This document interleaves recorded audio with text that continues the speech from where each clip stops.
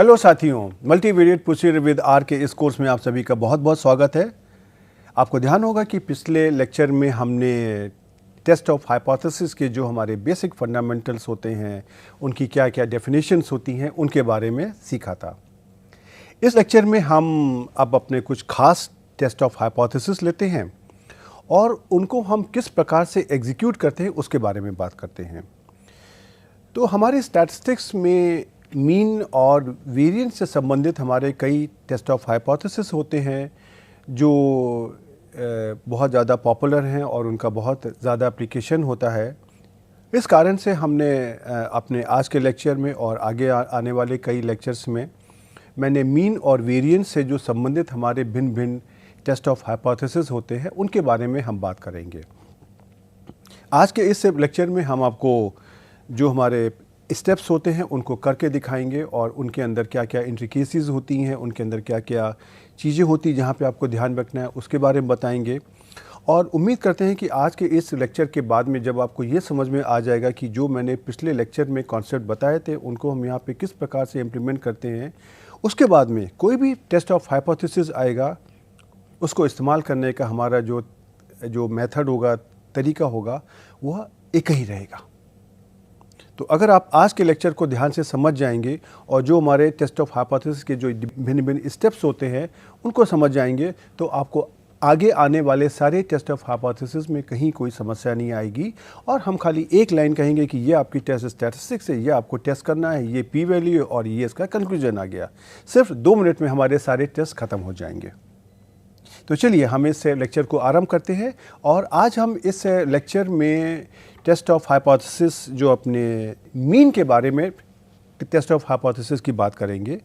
अब जब भी हम अपने मीन के बारे में बात करेंगे देन हमारे पास यहाँ पे 2 सिचुएशंस होंगी। एक जब हमको पॉपुलेशन वेरिएंस नोन है या हमको पॉपुलेशन वेरिएंस अननोन है। तो आज के लेक्चर में हम ये एज्यूम करेंगे कि हमारा डेटा यूनिवेरिएट है और हमको पॉपुलेशन वेरिएंस नोन है। उस केस में हम अपने इस मीन के बारे में टेस्ट ऑफ हाइपोथेसिस कैसे करते हैं। चलिए हम इस बात को यहाँ पे समझने की कोशिश करते हैं और साथ ही हमारे पास यहाँ पर सिर्फ एक ही सैंपल है।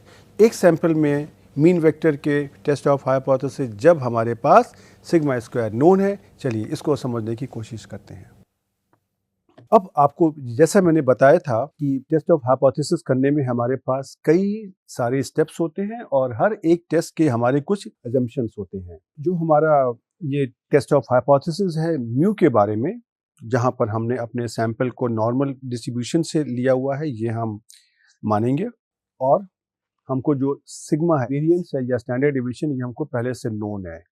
इस तरह के टेस्ट को हम कहते हैं जेड टेस्ट या गाउस टेस्ट, ये इनके पॉपुलर नाम है। तो जो हमारे यहाँ पे नल हाइपोथेसिस है जिसको हम टेस्ट करना चाहते हैं वो हमारी इस प्रकार की है, H naught mu equal to mu naught. तो म्यू नॉट हमारी कोई एक प्री स्पेसिफाइड वैल्यू है, ये हमको पहले से नोन है और म्यू हमारा एक अननोन पैरामीटर है, राइट, जिसके बारे में हम टेस्ट ऑफ हाइपोथेसिस करना चाहते हैं।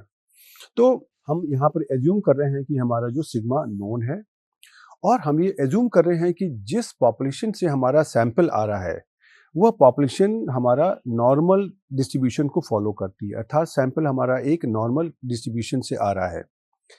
और साथ ही हम यहाँ पर ये भी एज्यूम कर रहे हैं कि जो हमारा सैंपल साइज लार्ज है, अर्थात एन की वैल्यू हमारी 30 से ज़्यादा है, राइट। तो ऐसे केसेस में अगर आपके पास एक सैंपल वैल्यू आ गई है, अर्थात आपके पास x1, x2, xn की न्यूमेरिकल वैल्यूज़ आ चुकी हैं, अब उसकी बेसिस पर मैंने आपको बताया था कि हमको अपना एक टेस्ट स्टैटिस्टिक्स तैयार करना होता है। ये टेस्ट स्टैटिस्टिक्स हम नीमन पियर्सन लेमा की सहायता से तैयार करते हैं और ये जो लोग स्टैटिस्टिक्स में पढ़ते हैं ये उनका कार्य होता है। तो इस तरह की test of hypothesis H naught mu equal to mu naught को टेस्ट करने के लिए हमारी जो टेस्ट स्टैटिस्टिक्स इस प्रकार की होती है। एक्स बार हमारा क्या है, ये हमारा सैंपल मीन है और म्यू हमारा क्या है, मीन, और सिग्मा हमारा स्टैंडर्ड डिवीजन है और ये भी हमको नोन है, और एन हमारा क्या है, ये हमारा सैंपल साइज है। तो अब देखिए म्यू की वैल्यू आपको नोन होगी म्यू नॉट की तरीके से, एक्स बार की वैल्यू आप सैंपल की बेसिस पर आप निकाल सकते हो। सिग्मा की वैल्यू आपको नोन है और सैंपल साइज की वैल्यू आपको नोन है, तो आप इस statistic x bar minus mu upon sigma by root n को आप निकाल सकते हो और इसको हम जेड के द्वारा डिनोट करते हैं, जेड सी, इसीलिए हम उसको जेड टेस्ट भी कहते हैं। तो सबसे पहले हमने अपनी टेस्ट स्टैटिस्टिक्स का फैसला कर लिया कि H naught mu equal to mu naught को इन कंडीशंस में टेस्ट करने के लिए हमको ये वाला टेस्ट स्टैटिस्टिक्स यूज करनी है। उसके बाद हम अपना जो भी लेवल ऑफ सिग्निफिकेंस अल्फा है उसको हम यहाँ पे फिक्स कर देंगे। अल्फा को हमने 5% लेवल सिग्निफिकेंस या 1% लेवल ऑफ सिग्निफिकेंस पर हम फिक्स कर सकते हैं, लेकिन ये जो भी हमारा एक्सपेरिमेंटर होता है उसकी अपनी चॉइस होती है। तो अल्फा की वैल्यू हमने यहाँ पे 0.05 या 0.10 कुछ भी हम ले सकते हैं, राइट। तो अब इसके बाद में हमको क्रिटिकल वैल्यूज के बारे में फैसला करना है। तो क्रिटिकल वैल्यूज को निकालने के लिए हमको क्या करना है, हमको ZC का हमको डिस्ट्रीब्यूशन निकालना होगा। तो अगर हम अपने स्टैटिस्टिक्स के जो नियम होते हैं उनका पालन करते हैं तो हम ये देखते हैं कि जो ZC है इसका डिस्ट्रीब्यूशन हमारा नॉर्मल जीरो बना जाता है जब हमारी H नॉट ट्रू होती है। तो ये बात तो हमने करी थी कि आपको टेस्ट स्टैटिस्टिक्स का जो प्रोबेबिलिटी डिस्ट्रीब्यूशन निकालना है। तो यहाँ पर हमारा आ गया कि जब हमारी H नॉट ट्रू होती है तो ZC हमारा नॉर्मल जीरो को 1 को फॉलो करता है, अर्थात जो मुझको अपनी क्रिटिकल वैल्यूज देखनी है वो मुझको नॉर्मल 0 1 के कर्व से निकालनी है। अब नॉर्मल 0 1 के कर्व्स में आपको भिन्न भिन्न तरह की किस तरह से प्रोबेबिलिटीज कंप्यूट करते हैं इसके बारे में हम अपने पहले के लेक्चर्स में इसके बारे में बात कर चुके हैं, राइट। तो अब हमारे इस तरह की हाइपोथेसिस को टेस्ट करने के लिए क्या क्या स्टेप्स होंगे। सबसे पहले हम उसको अपनी नल और अल्टरनेटिव हाइपोथेसिस बतानी है, H नॉट और H1 को बताना है।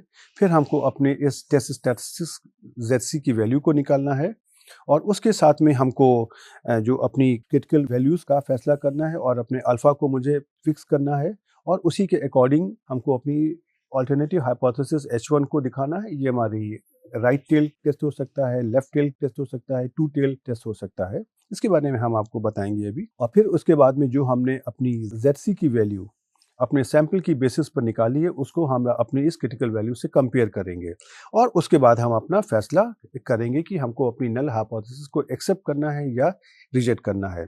और अगर हम ऐसा नहीं कर रहे हैं तो हम अल्टरनेटिवली हम P वैल्यूज को भी हम यूज कर सकते हैं, राइट। तो अब देखिए P वैल्यू की अप्रोच में क्या होगा कि ZC जो आपकी है ये आपकी कंप्यूटेड वैल्यू है, जो आपने स्टैटिस्टिक्स की जो वैल्यू अपने डेटा की बेसिस पे निकाली है वो है, और ये जो है Z आपका नॉर्मल 0 1 फॉलो कर रहा है। तो इस केस में जो हमारी P वैल्यू होगी वो किस प्रकार से डिफाइन होगी कि अगर हमारा टू टेल टेस्ट अगर है तो हमारी जो P वैल्यूज हैं वो हमारा twice of probability Z greater than mod of ZC से निकाली जाएगी।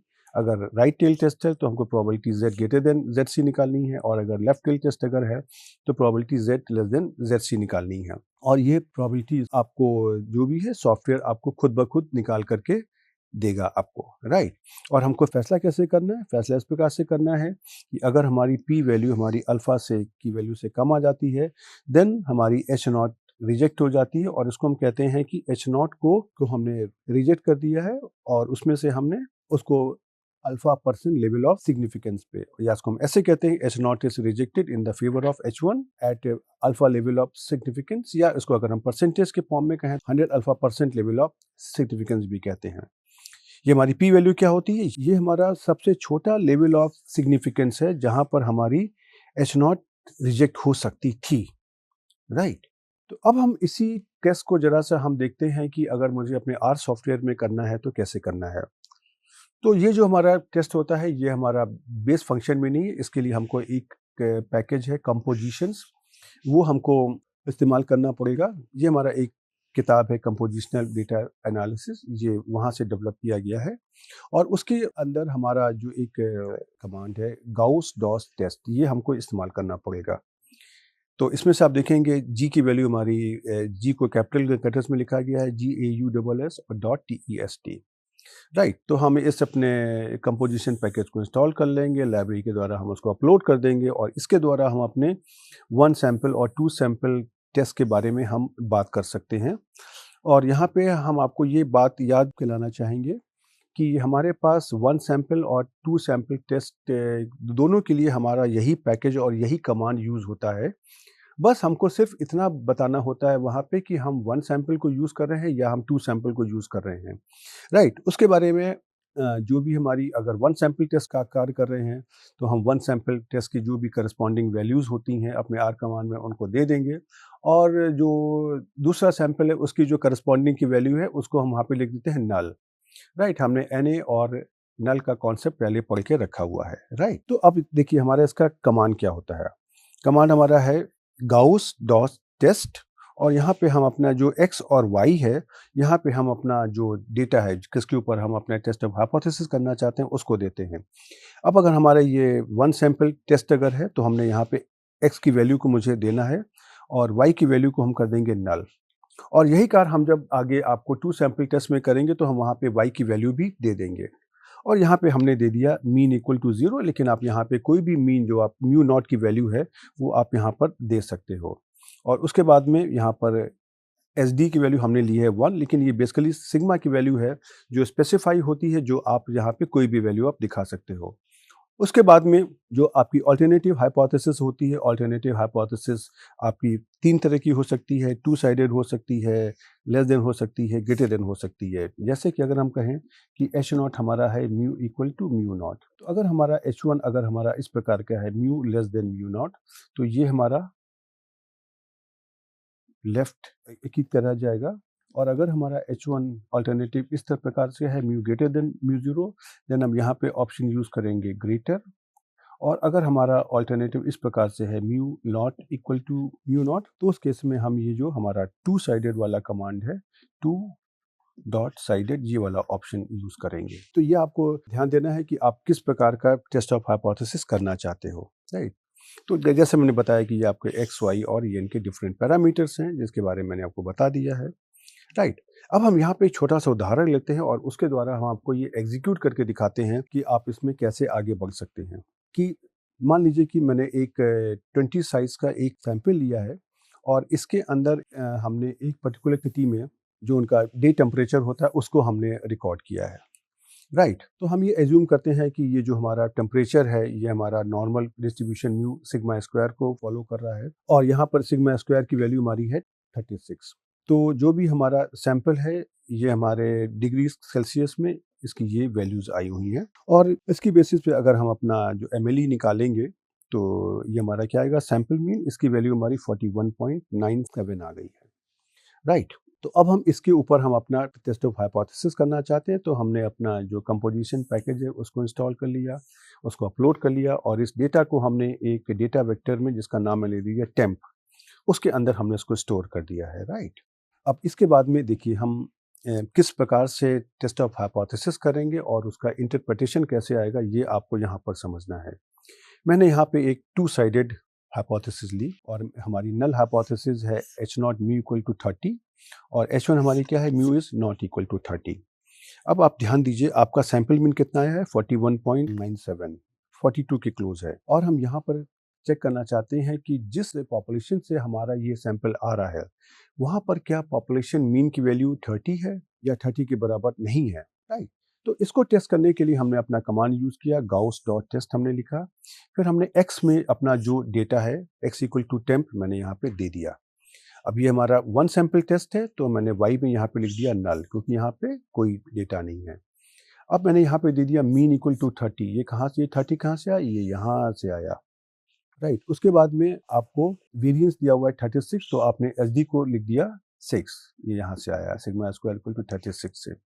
अब ऑल्टरनेटिव आपने यहाँ पे यूज़ कर लिया टू साइडेड, क्यों, आप देखिए, आप अगर यहाँ पे देखिए आपकी जो ऑल्टरनेटिव हाइपोथेसिस है ये आपकी है म्यू नॉट इक्वल टू 30, तो इसमें से क्या होगा कि ये या तो म्यू लेस देन 30 हो सकती है या म्यू ग्रेटर देन 30 हो सकती है, तो इसका जो भी क्रिटिकल रीजन होगा ये लेफ्ट हैंड साइड पे हो सकता है या राइट हैंड साइड में हो सकता है, ये इसका हमारा कॉन्सेप्ट होता है।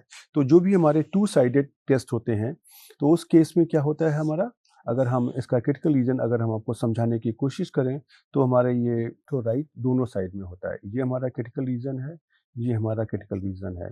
तो अगर हम कहते हैं कि अगर हमारा लेवल ऑफ सिग्निफिकेंस अल्फ़ा अगर है तो हम इसको दोनों और अल्फ़ा बाई 2 और अल्फ़ा बाई 2 ले लेते हैं, और जो बीच का हमारा एरिया होता है ये हमारा 1 माइनस अल्फ़ा होता है। और साथ ही चलिए लगे हाथ हम आपको इसको वन साइडेड और टेस्ट के बारे में भी बता देते हैं। तो अगर हमारा कोई भी एक जो टेस्ट स्टैटिस्टिक्स है उसका डिस्ट्रीब्यूशन इस प्रकार से आ रहा है। और अगर हमारा लेफ्ट टेल टेस्ट अगर होता है तो हम कह सकते हैं जैसे H naught mu less than mu naught.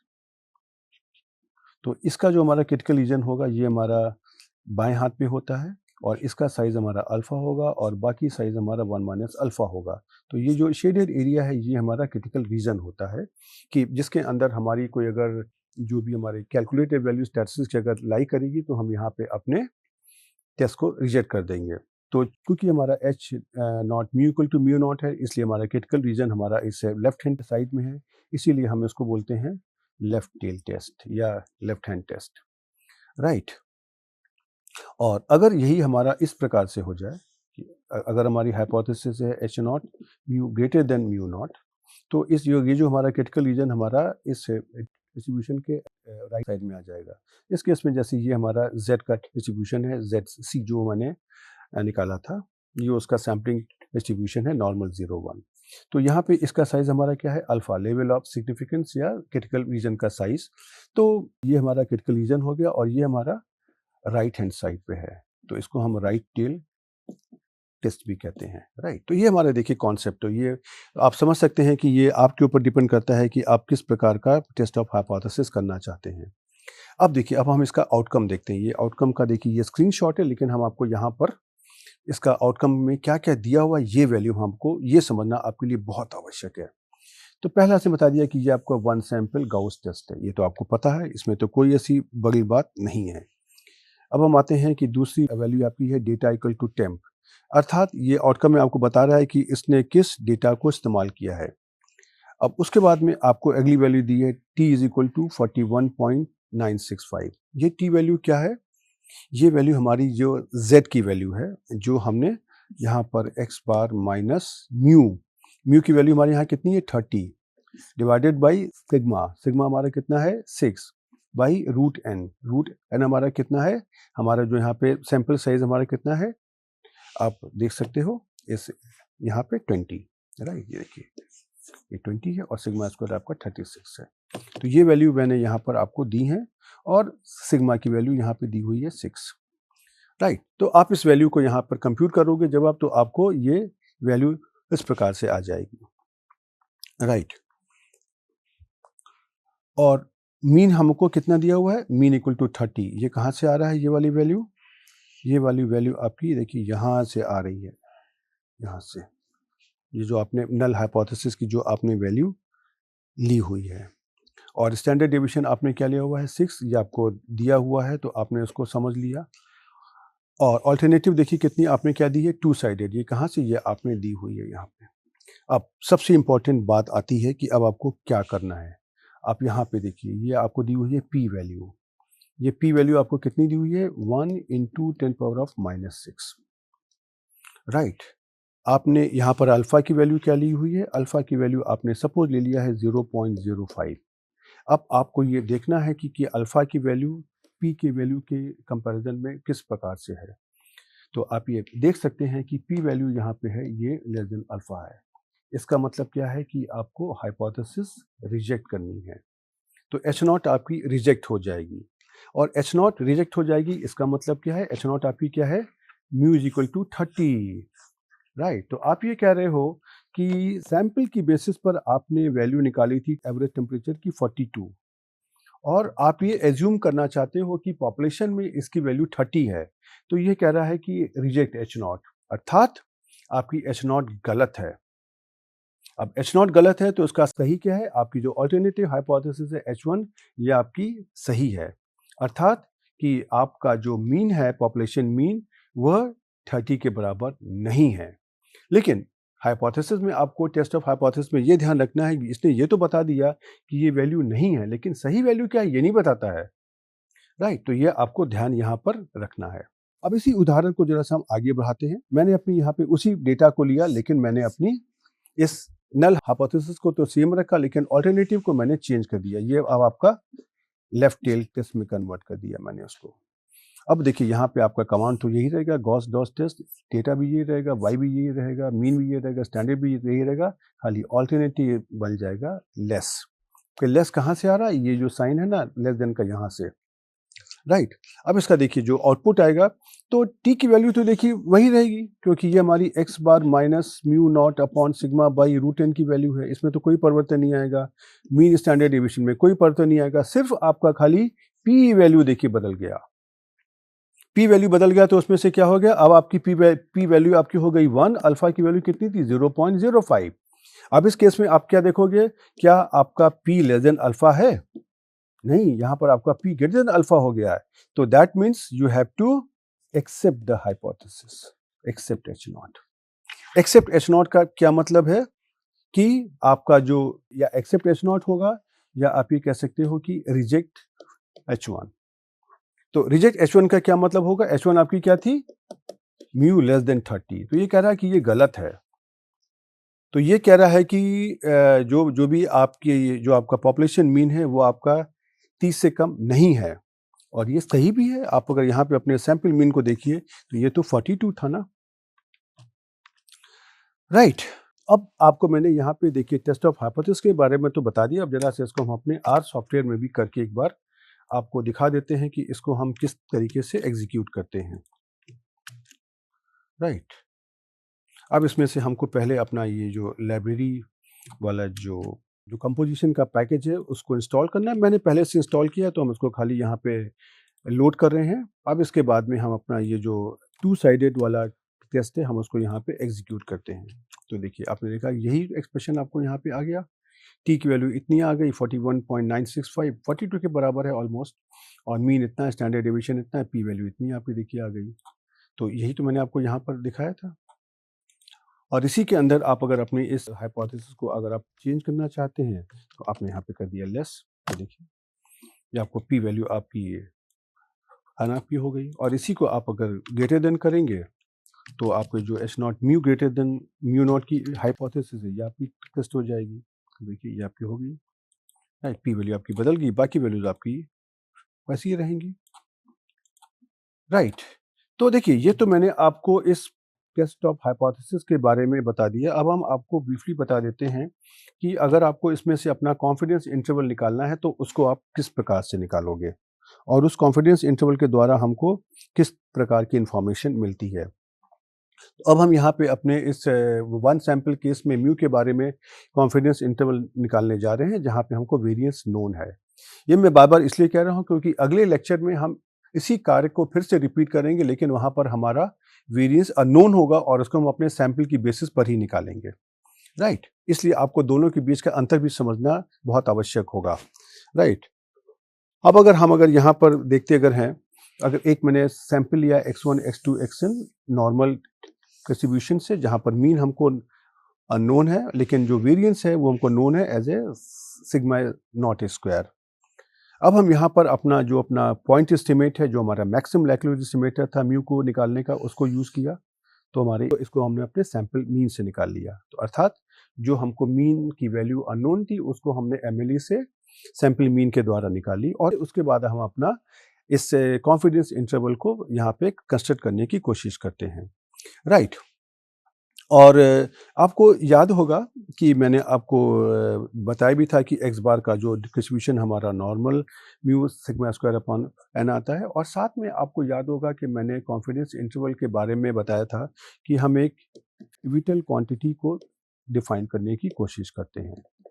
Pivotal quantity हमारी हमने किस प्रकार से डिफाइन करी थी, जी x1 x2 xn और थीटा, कि ये हमारा जो भी रैंडम सैंपल और पैरामीटर का जॉइंट फंक्शन है, और ये किस प्रकार का फंक्शन है कि जिसका डिस्ट्रीब्यूशन हमारा पैरामीटर पर डिपेंड नहीं करता है। तो अब अगर आप देखिए ये जो आपकी स्टैटिस्टिक्स है square root of n x bar minus mu upon sigma naught, इसका डिस्ट्रीब्यूशन क्या है, नॉर्मल 0 1। क्या ये किसी पैरामीटर पर डिपेंड करता है? नहीं। ये नॉर्मल म्यू सिग्मा स्क्वायर अगर होता तो मैं कहता कि यस म्यू और सिग्मा स्क्वायर पर डिपेंड कर रहा है, लेकिन ये तो 0 और 1 पे डिपेंड कर रहा है, राइट। इसलिए अब हम इसकी बेसिस पे हम अपना कॉन्फिडेंस इंटरवल देखिए इस प्रकार से हम लगाते हैं। इसका डिस्ट्रीब्यूशन हमारा क्या आ गया, जो हमारी पिवटल क्वांटिटी है नॉर्मल 0 1, राइट। तो हम ये कहते हैं कि हमको 1 माइनस अल्फा परसेंट का कॉन्फिडेंस इंटरवल निकालना है। तो ये जो हमारा बीच का एरिया हमारा 1 माइनस अल्फा हो जाएगा, और ये लेफ्ट और राइट हैंड साइड पे जो हमारा शेडेड एरिया है ये हमारा अल्फा बाई 2 हो जाएगा, राइट। तो हमको बेसिकली यहाँ पर ये जो हमारे दो वैल्यूज़ हैं, इनकी हमको वैल्यूज़ निकालनी है। ये हमारी इनकी लोअर कॉन्फिडेंस इंटरवल, और ये जो ये वाली वैल्यू है ये हमारी अपर कॉन्फिडेंस इंटरवल की वैल्यू को दिखाएगी। राइट, तो इसको हम आपको दिखाने की कोशिश करते हैं कि हम उसको किस प्रकार से तैयार करते हैं। तो सबसे पहले हमने अपनी इस पिवटल वैल्यू को बीच में लिखा, square root of n x bar minus mu upon the sigma naught, और ये हमारी minus Z alpha by two और जेड अल्फ़ा बाई टू के बीच में लाई करेगी। ये जेड अल्फ़ा बाई टू हमारे क्या है, ये हमारे क्रिटिकल पॉइंट्स हैं। क्रिटिकल पॉइंट्स कहाँ पे हैं, नॉर्मल ज़ीरो के ऊपर, नॉर्मल ज़ीरो वन के डिस्ट्रीब्यूशन पर। राइट, तो हमने कहा कि ये वैल्यू हमारी minus Z alpha by two और plus Z alpha by two के बीच में लाई करेगी, और इसकी प्रोबेबिलिटी हमारी कितनी है, 1 माइनस अल्फ़ा। तो ये हमको 101 minus alpha percent confidence interval देगा। राइट, तो अब हमने इसी इक्वेशन को सॉल्व कर लिया, तो हमारा आ गया कि म्यू हमारा X bar minus Z alpha by two sigma zero by root N और X bar plus Z alpha by two sigma zero by root N के बीच में लाई करेगा। राइट, तो यहाँ पे जेड अल्फ़ा बाई टू हमारा 100 alpha by two percent points normal 0.1 के ऊपर हैं, और या ये हमारा एक्चुअली में अल्फ़ा बाई टूथ क्वांटाइल्स हैं, और क्वांटाइल्स को आपको नॉर्मल के केस में कैसे निकालें इसकी बात हम पहले कर चुके हैं। तो अब देखिए, ये तो आपकी आ गई lower bound of the confidence interval, और ये आपकी कॉन्फिडेंस इंटरवल की अपर बाउंड आ गई। राइट, इसी चीज़ को हम यहाँ पे लिख देते हैं कि हमारा म्यू का 101 minus alpha percent confidence interval किस प्रकार से आया। ये देखिए, एक वैल्यू ये आ गई और एक वैल्यू हमारी ये आ गई, और इसको हम इंडिकेट करते हैं थीटा हैट एल और थीटा हैट यू से। तो एल का मतलब है लोअर और यू का मतलब है अपर। राइट, तो देखिए ये जो इंटरवल आ गया, अब इसकी आपको अगर वैल्यू निकालना अगर है तो आपके लिए बहुत आसान काम है। एक्स बार की वैल्यू आप सैंपल की बेसिस पे निकाल सकते हो। स्क्वायर अल्फा की वैल्यू आप आर सॉफ्टवेयर से या टेबल से निकाल सकते हो।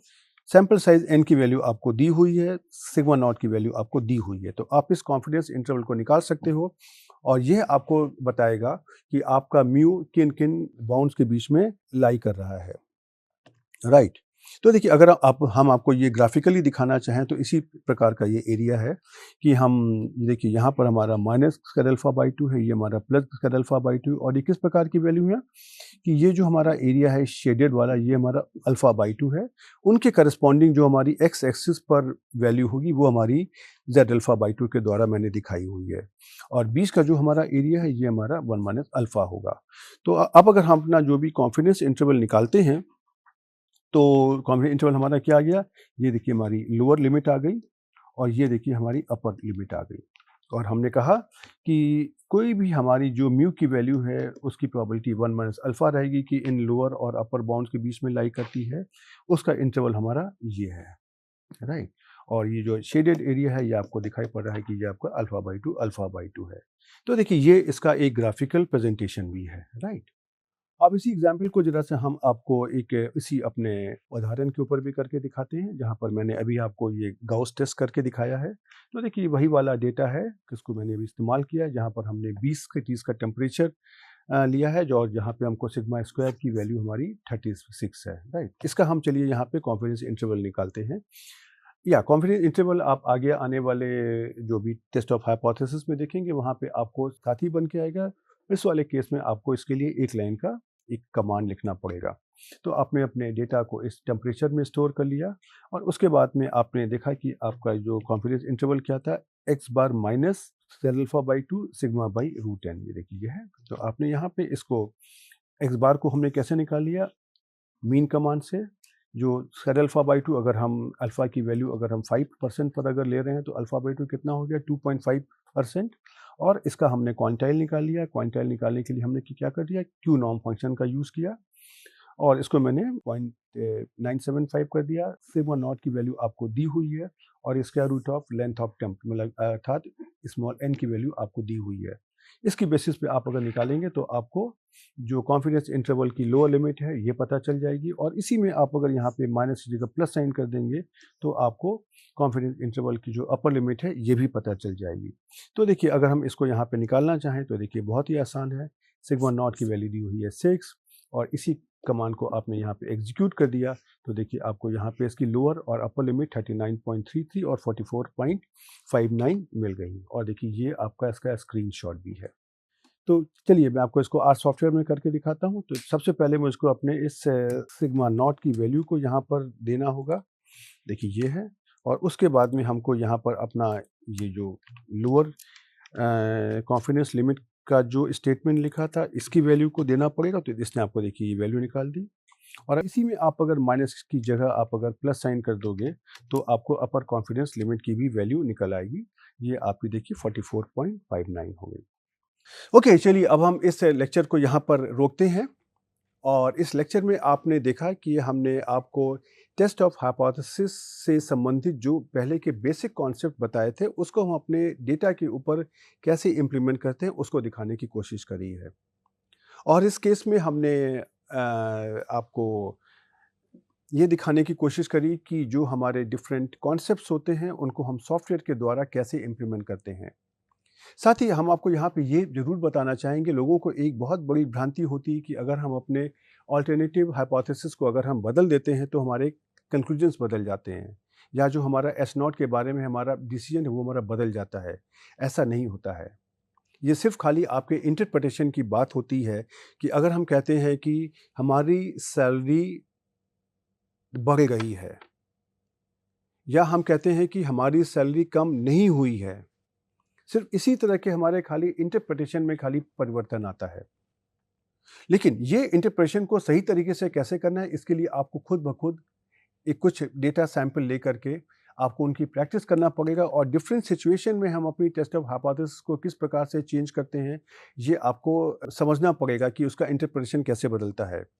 साथ ही जैसे मैंने यहाँ पे हमने आपको H naught mu equal to 30 ली हुई है, जबकि आपने देखा कि सैंपल में इसकी वैल्यू 42 आ रही थी। तो अगर हम यहाँ पे अपनी इस H1 की वैल्यू को बदल देते हैं, हम 30 की जगह 40 कर दें, ज़रा देखिए क्या होता है। अगर हम 40 की जगह 70 कर दें, को देखिए क्या होता है। हम 30 की जगह अगर हम 5 कर दें, को देखिए क्या होता है। जो हमको कॉमन सेंस है तो यही लगता है कि सैंपल मीन अगर मुझको 42 दिखा रहा है तो हमारा टेम्परेचर 40 के आसपास होना चाहिए। अगर हम 70 कर देंगे तो हमारी हाइपोथेसिस एक्सेप्ट नहीं होना चाहिए, और ये इंडिकेशन नहीं होना चाहिए कि हमारा टेम्परेचर 70 है। लेकिन ये बात आपको देखना पड़ेगा। आप अपनी इस सिग्मा की जो वैल्यू है आप उसको चेंज करने की कोशिश करिए, और देखिए कि आपके जो फैसले होते हैं उनमें किस प्रकार से परिवर्तन आता है। अगर आपके सैंपल डेटा में अगर वेरिएशन बहुत ज़्यादा अगर है तो उसमें से आपके फैसले कभी-कभी बदल जाते हैं अगर आपका सिग्मा एक लिमिट के ऊपर होता है तो। लेकिन ये लिमिट क्या होती है, किस प्रकार से होता है, ये डेटा पर डिपेंड करता है। लेकिन आपको उसकी प्रैक्टिस जब आप करोगे तो आपको खुद ही समझ में आ जाएगा कि किस वैल्यू के साथ में किस प्रकार से कार्य हो रहा है। और अगले लेक्चर में हम आपको जो मैंने ये 1 सैंपल का टेस्ट लिया हुआ है इसको हम आपको 2 सैंपल में करके दिखाएंगे। तो 2 सैंपल में करने में क्या होगा, आपको आपके लिए इम्पॉर्टेंट है कि जो हमने आज यहाँ पे समझा है उसको हम ठीक से रिवाइज करके, क्योंकि इसी कमांड को हम अगले लेक्चर में पूरा फिर से रिपीट करेंगे, लेकिन शायद हम इतना ज़्यादा एक्सप्लेनेशन वहाँ पे आपको नहीं दे पाएंगे। इसलिए आपके लिए ये इम्पॉर्टेंट है कि जो हमने आज आपको समझाया है आप उसको एक बार रिवाइज करिए, और अगले लेक्चर में हम आपको इसी 1 सैंपल टेस्ट को हम 2 सैंपल टेस्ट में कन्वर्ट करने की कोशिश करेंगे, और आपको दिखाएंगे कि कैसे अपने आप इस आर कमांड को मॉडिफाई करके आप अपने स्टैटिस्टिकल टेस्ट ऑफ हाइपोथेसिस कर सकते हो। तो चलिए आप उनकी प्रैक्टिस करिए, और हम आपको अगले लेक्चर में फिर से मिलेंगे। तब तक के लिए गुड बाय।